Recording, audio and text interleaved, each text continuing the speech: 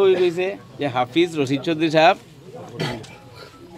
মানুহে সন্দেহ কৰি আছে তেওঁ কিয়ৰ কাৰণে তেওঁ ইয়াত প্ৰাৰ্থী হৈ আহিলে।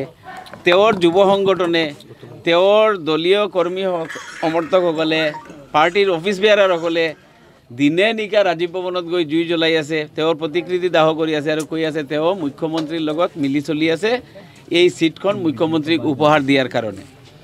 আৰু কমলাক্ষ দেৱপুৰকাইছে যে আণ্ডাৰটেকিং দিছিল দিয়ে যেতিয়া তেওঁৰ প্ৰাৰ্থিত্ব ফাইনেল হৈছিল তাৰপিছত কমলাক্ষ দেৱ বিজেপিত গৈছে। সেইকাৰণে স্পষ্ট হৈ গৈছে ইয়াতে বিজেপিৰ দুজন প্ৰাৰ্থী, এজন প্ৰাক্তন সাংসদ আমাৰ কৃপানাথ মাল্লা আৰু আমাৰ হাফিজ ৰছিদ চৌধুৰী, এই দুইজনৰ লগত আমাৰ UDF প্ৰাৰ্থী মৌলানা বদৰুদ্দিন আজমল সাহেবৰ এই যুঁজ।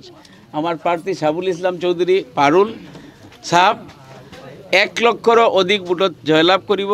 আপোনালোকে গম পাইছে আমাৰ ধৰ্মীয় গুৰু যিজনক আমি সকলে মানুহ আয়াতুল্লাহ পীৰ সাহেবেও দুৱা দিছে আৰু পীৰ সাহেবে স্পষ্টকৈ কৈছে যে আমাৰ সমস্যাখিনি লৈ মৌলানা বদৰুদ্দিন আজমল সাহেব যেনেকৈ যুঁজ দি আছে তেওঁৰ প্ৰাৰ্থীজনক আৰু পাৰুল চৌধুৰী সাহাবুল চৌধুৰীক আমি সকলে মিলি ঠিক কৰিছোঁ ৰাইজৰ প্ৰাৰ্থী, সেইখিনিও তেওঁ ক্লিয়াৰ কৰি দিছে।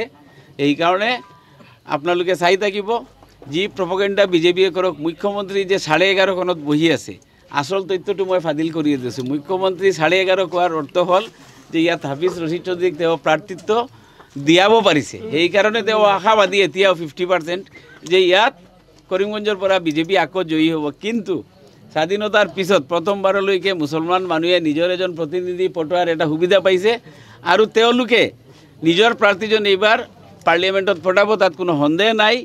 প্ৰত্যেক স্তৰৰ নাগৰিক দলীয় মতানৈক্য ভেদাভেদ সকলো পাহৰি আমাৰ প্ৰাৰ্থীজনৰ পক্ষত থিয় দি আছে। এইটো আমাৰ বিৰাট ডাঙৰ এটা এচিভমেণ্ট। আমাৰ প্ৰাৰ্থী জিকিব। Thank U.